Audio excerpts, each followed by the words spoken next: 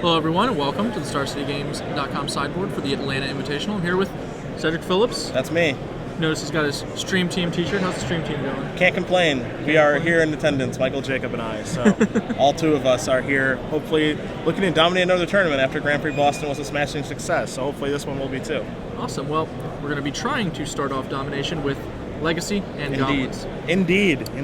You're no stranger to the little green men of red colors. So you're playing a pretty unique take on the archetype this time around. Though. We've got the familiar players. Yes. Lackey, Matron, Ringleader, Incinerator, Vile, Sting Scourger, Tuk Scrapper, Siege Gang, and Krenko. I think I covered like the cards that just make the list every time. Just about every time now, yeah. So let's talk about the ones that didn't. All right, the ones that are going to make some people upset at home, probably. All right, which one do you want to start with? You choose. All right, well, let's start with Squire himself. All right, I'm looking for Squire. Where is he? No, he's Squires. not there. We've got one Goblin Pile Driver over here in the sideboard. Just in the main sideboard, deck. yeah. So here's the thing about Goblin Pile Driver. Against the best decks in the format, it's very bad. Against Rug Delver, it's not good. Against Maverick, it's outclassed very quickly and just can be traded with or chumped however they want, or swords, however they want to deal with it. Against like the Miracle deck, they just swords it or do whatever they want. They're pretty good against creature decks. And then like it's good against combo, but like you're pretty bad against combo anyway because you're goblins. So where exactly do you want this card? Like Merfolk, which is a deck like you can beat without Pile Driver. So Sure. There isn't really anywhere where you specifically want the card. I was playing one in the main deck for a little while and a couple on the sideboard. And I just realized that that's not really the 2-drop that's going to get the job done against a lot of decks if you hit them with it.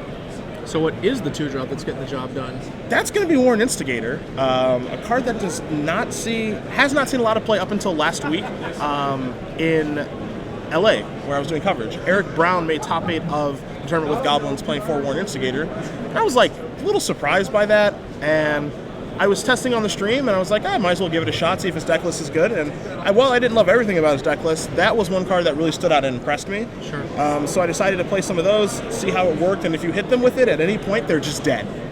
It's like immediately over if you have anything in your hand, a Ringleader, Sure. A Matron, Krenko, Siege Gang. Like if you ever get the opportunity to hit them with it, it's definitely over. Like it's like hitting with Lackey, but like on steroids. Yeah. So. The real solid interaction is obviously like with a Matron, where like the first strike damage goes through, you put in the Matron, and then you can grab like a Ringleader or something before the actual damage. And then you just start going crazy. It's awesome. So we also cut a 3-drop from our deck. We have Goblin Warchief, a normal standby guy. I know, take a deep breath. He's normally always there, giving the Goblins haste and reducing their cost. Thing is reducing their cost isn't as good as it used to be because of Cavern. So like reducing their cost is nice, of course, so you can play multiples in a turn, but Cavern kind of gets them through now anyway. So giving +1/+1 is actually a huge game, especially with Instigator, by making it a 2/2 double striker. Like it actually is just really good. It's able to, trade on kill. It can trade with a 4 toughness guy, it'll fight better. If it just gets through, it's going to deal 4 damage, and if you have multiples, things actually just start spiraling out of control. Also, for any Maniacs who are playing Engineered Plague, like, you're pretty good against it now. Oh. So, and then there's some cool interactions that you can do, like with Aether Vial and Chieftain, like if they Fire Ice your Goblin or something, you can Vial it in, give your guy +1/+1. Some small things that don't come up a ton, but it can happen. So Right. It's been, haste is of course the most important part, but +1/+1 and getting the opponent dead is more important than reducing the cost of the Goblins now. I imagine it improves your game against Stoneforge Mystic a little more than the Warchief does. Yes, yeah. Like it because of +1/+1, you don't have to, like against a Miracle deck or Stoneforge, you don't have to commit as many threats now. Like into a Terminus or something, you can commit like two or 3 threats, get Terminus, and then like restart again, and you've already dealt them a significant amount of damage where like rebuilding isn't that big of a deal. Plus post-Terminus, the +1/+1 gives you a little more value as well. Yeah. It's been surprisingly good. I was on a 3 Warchief, 1 Chieftain split for a little while, seeing if like I ever wanted to Matron for Chieftain, and I didn't want to Matron it for it very much, but when I drew it naturally and cast it, I was just like, wow, this is like pretty good. And then like when you draw 2, it's just like very good. Like they're just dying very fast. So. Excellent. You went with the Black Splash, as we can see here with Warren Weirding. Do you think black is just the way to be? Like you don't want to be mono red? So the thing about Warren Weirding is that there's a lot of like relevant creatures that you have the opportunity to kill with it.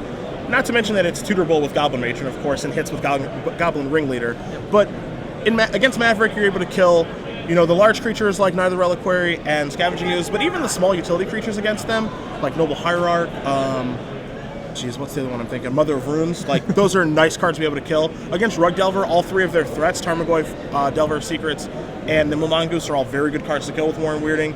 Like, there's just a lot of interaction with the deck. And then when you're playing in Show and Tell, like, if they're just on, like, Show and Tell Emrakul to play, you can just kill it, and it's not, like, a big deal. So there are, like, a lot of positive things going on with that card. Not to mention it kills Stoneforge Mystic or the Batterskull token. So there are a lot of positives to it.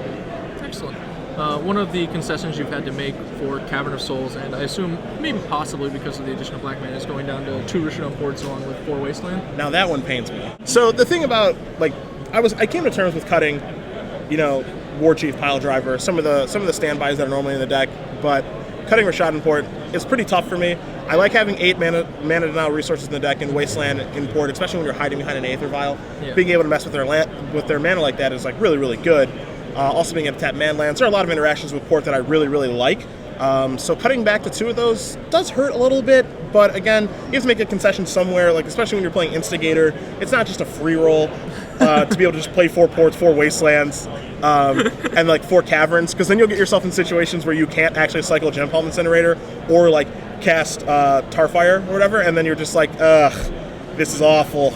I can't do anything. So, like, Wasteland's better than port. Port's really good, but I had to make a concession somewhere, so I cut down to 2 port. I want to play a 3rd one, but MJ won't let me, so I'm playing 2.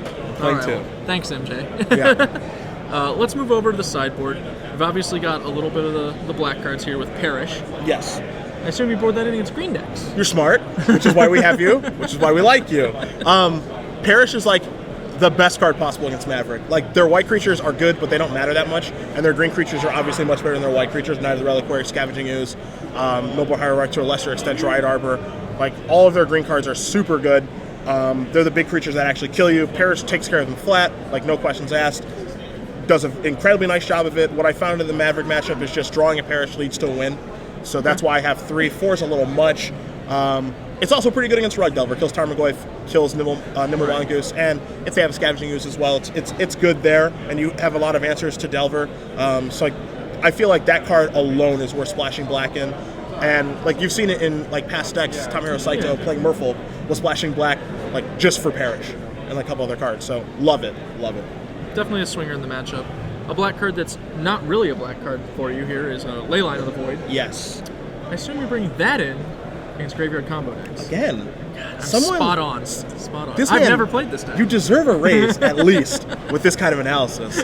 So with Leyline, when you're mulliganing to a card to beat Dredge, you know, you have the options between Relic, Progenitus, Grafdigger's Cage, Torn Out Crypt, what have you. Sure. But if you're going to mulligan for a card, you know, you're going to put yourself in a situation where you might mulligan to 5, 4, what have you. Leyline's the best card. So, yes, they can have answers to it in Chain of Vapor, Nature's Claim, you know, whatever. But if your goal and your intention is to mulligan to a card that can beat Dredge, this is the best one. So, just mulligan to that. So that's exactly what I'm doing. Just basically, if your strategy is present, like, a single hoop, you want it to be the tiniest possible one, right? That's correct. Make it hard to jump. Yes. All right. We've also got 4 Rebs, which obviously you can bring those in against Merfolk along with the Pile Drivers, but I have a feeling they have other applications as well. Show and Tell's the big one. Yeah. I expect a healthy amount of that deck this weekend.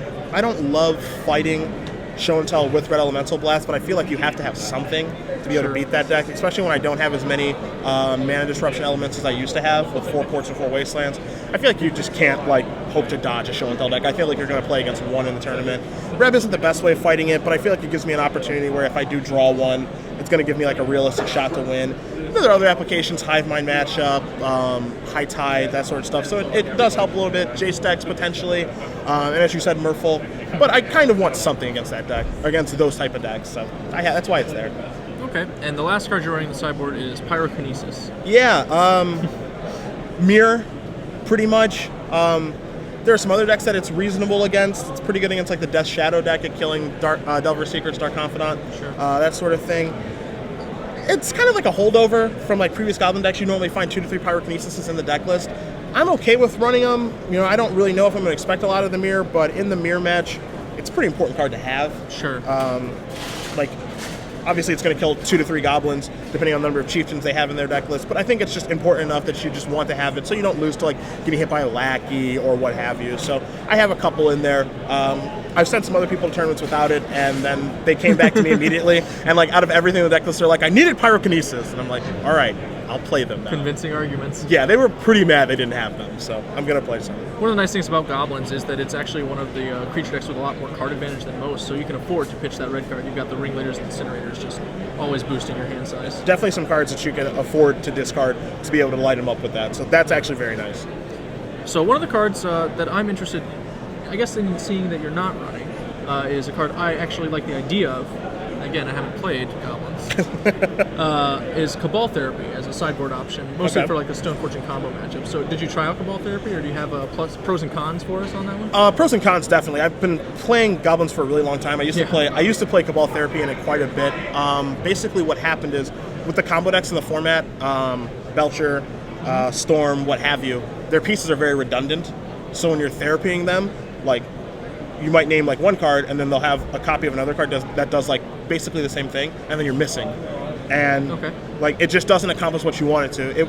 Like, if you have Mogg War Marsh in your deck, I think the therapy is reasonable. But when you're playing against a deck like Storm and you therapy them, like, I don't really know what you're going to name. Like, you can name Infernal Tutor, you can name Lion's Eye Diamond. There's like a range of cards that you want to name, and like, even if you hit, they can still go off. Like, if you name like Dark Ritual, they can have just like multiple Cabal rituals or something, and then you're just like, ugh, like, I missed, and it wouldn't have mattered a ton if I hit.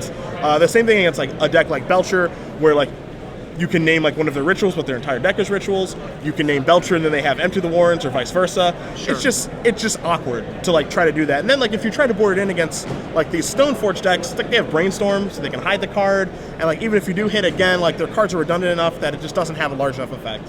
Okay, good to know. So you're already saddled in. We've got Goblins here. What's the deck you're hoping to dodge all day today? We're going to jinx you right now. Just get it out of the way. Which means I'm going to get paired against it every round. Tomohiro Saito's Hypergenesis deck, I think, the one that's kind of picking up steam a little bit. A lot of talk of it being played. I don't know if people are actually going to jump on board and play it, or if they were able to find the depletion lands to actually play it. I think that's kind of a barrier to entry as well. As funny it is to say, if they can find a common, it's just like... Those masked commons, man. Yeah, you just really can't find them.